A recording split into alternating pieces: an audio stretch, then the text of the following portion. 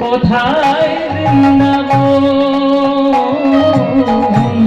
রাখাল রাজা গোপাল খেলে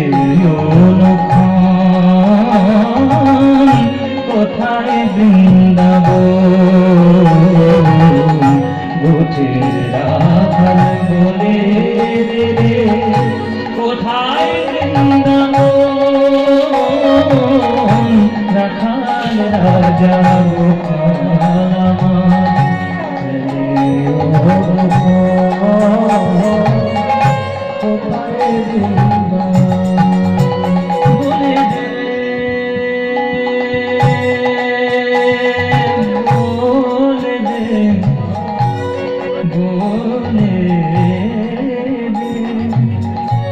বলে দে রাখাল বলে দে বলে দে বলে দে আজো দেখা মিলন রসে চাঁদ হাসে রে চাঁদের পাশে আজো দেখা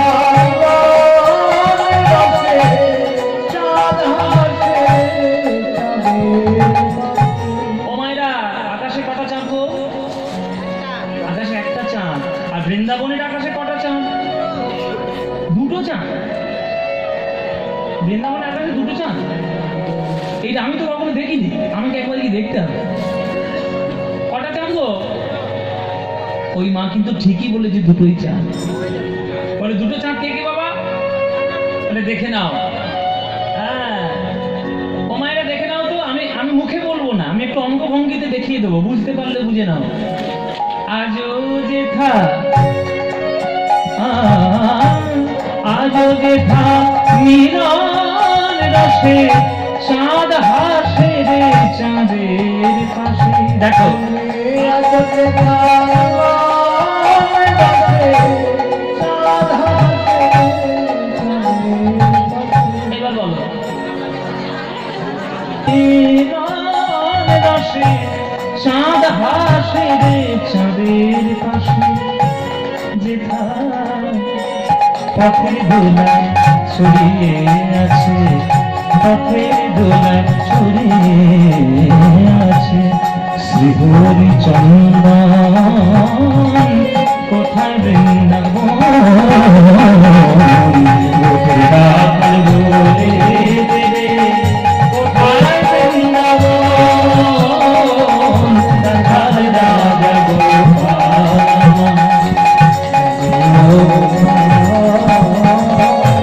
কোথায় বৃন্দাবন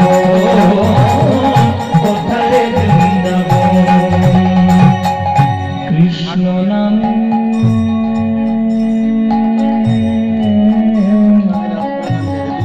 কৃষ্ণ নামে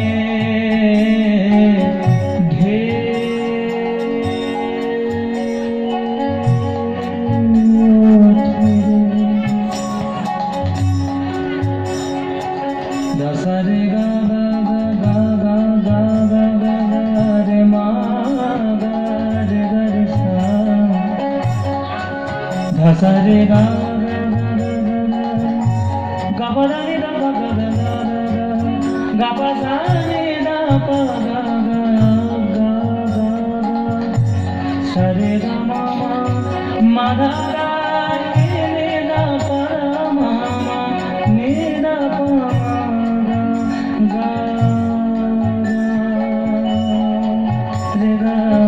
সাগা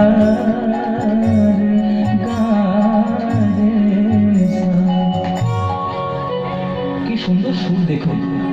একে বলে স্কেল চেঞ্জিং বা শিফটিং দ্য নোটস। ধাসারে গা মানে সামাধা দা দা সাগামাধা দা দা সাগামাধা দা দা, দুটো ধা আর দুটো গা এখানে লাগছে। যদি সাগা পা এটা মাইনর কর্ড, সাগা পা মেজর কর্ড, এই দুটো কর্ডই পরপর লাগছে এই একটি সুরের মধ্যে। দেখুন কৃষ্ণ নামের মাইনর কর্ড, কৃষ্ণ নামের ঢেউ ঢেউ ওঠে রে সুনীল যমুনায় মেজর পর চলে এলো আজ তোমার বলে আজ। কি সুন্দর সব গানের সুন্দর। আমাদের বড় সৌভাগ্য যে এই বাংলার মাটিতে আমাদের জন্ম। এত সুন্দর গান লিখেছেন একজন মুসলমান, বলুন তার নাম। আর বলে দিতে হবে, তার নাম হচ্ছে কাজী নজরুল ইসলাম। তার চরণে শত সহস্র কোটি কোটি দণ্ডবত প্রণাম। এই গানটা শুনলে কেউ বলবে বাবা কোনদিন একটা মুসলমান লেখা এই গান? কেউ বলতে পারবে না। যারা প্রথম শুনবে তারা বলবে কোনো বড় বৈষ্ণব বাবাজি এই গান লিখেছে।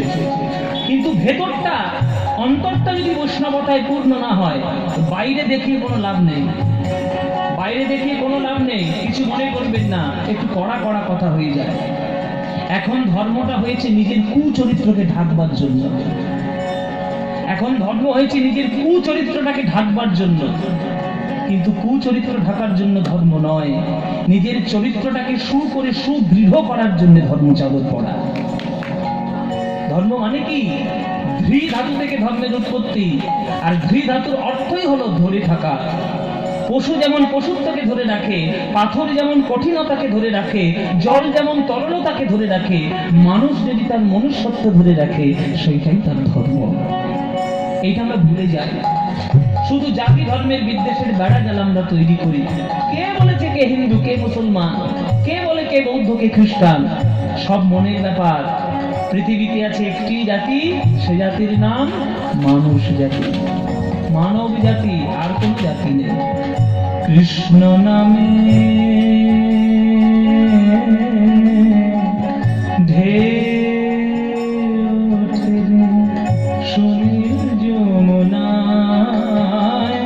তোমার বলে আজ কানুর নুপুর শোনা যায়, নুপুর শোনা যায়। আজ যেথা কদম তলে বেনু বাজে সাঁঝ সকালে, আজ যেথা কদম তলে বেনু বাজে সাঁঝ সকালে, বাজে রে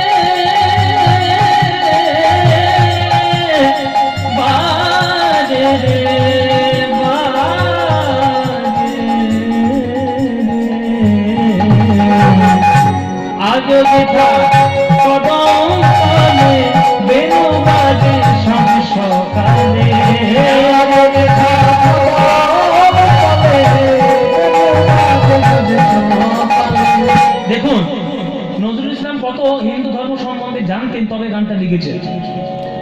এখানে কি বলছে? আজও যেথা কদম তলে বেনু বাজে সাঁঝ সকালে। কৃষ্ণের কটা মাসি? তিনটে মাসি। আপনারা তো সবাই জানেন তিনটে মাসি কি কি? একটা বেনু, একটা বংশী, একটা মুরলী। বেনু কোন লীলায় বাজে? বেনু কোন লীলায় বাজে বাবা? হ্যাঁ, গোষ্ঠের সময় বাজে। দুটো গোষ্ঠের সময় বাজে। কৃষ্ণ সকালবেলায় যখন গমন গোষ্ঠ করেন তখন বেনু বাজিয়ে যায়, আর উত্তর গোষ্ঠ যখন করেন তখন বেনু বাজিয়েই আসে।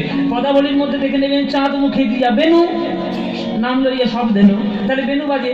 তাহলে নজরুল ইসলাম বলার মতো বলে দিল না, তিনি জেনে বুঝে বলছেন। কেননা সাঁঝ আর সকাল যখন আমি বলেছি, আমাকে বংশী বললে চলবে না, কেননা বংশী সাঁঝ সকালে বাজে না, বা মুরলীটাও সাঁঝ সকালে বাজে না। সাঁঝ সকালে কৃষ্ণ যে বাঁশিটা বাজায় তার নাম বেনু। 12 আঙুল লম্বা, 6টি ছিদ্রযুক্ত গোষ্ঠলীলায় যে বাঁশিটা বাজে তাকে বলে বেনু।